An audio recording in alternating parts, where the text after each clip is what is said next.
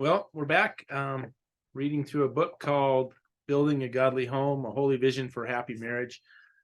The reason that I'm really reading this with you is because it was written in the 1600s, and sometimes it seems like I have men trying to explain to me that those were the good old days. That's when a man was a man and homes were rightly ordered, and we kind of live in this age where men have kind of abdicated some of their authority in the home, and women just need to fall in line.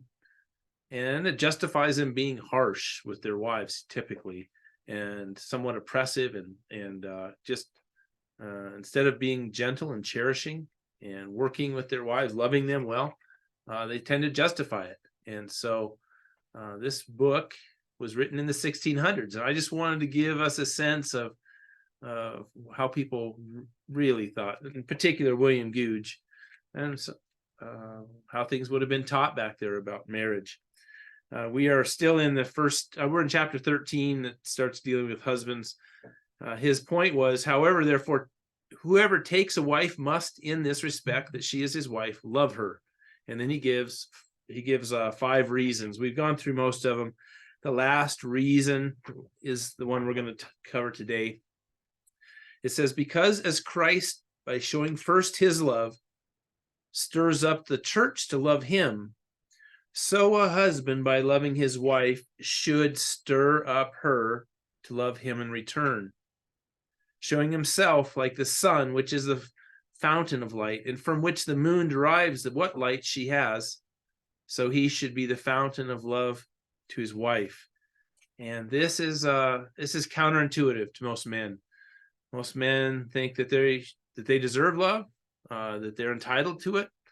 If they don't get it the way they want it, then they are upset and often reviling and demeaning and harsh.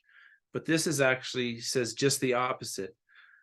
Because Christ, by showing first his love, stirs up the church to love him.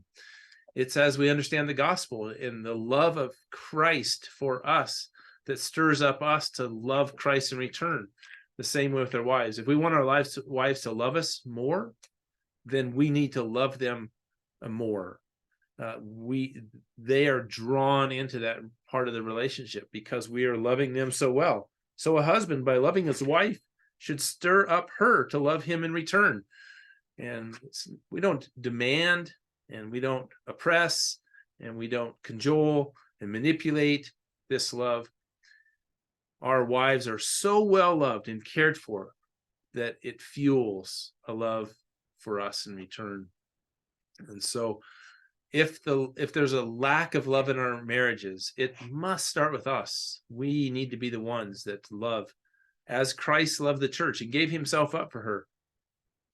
While we were still enemies, while we were weak, while we were ungodly, as Romans 5 talks about, while we were yet sinners, while we were under the wrath of God, Christ died for us.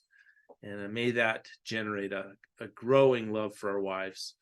Man, that's good stuff. Very challenging for us. Lord bless you.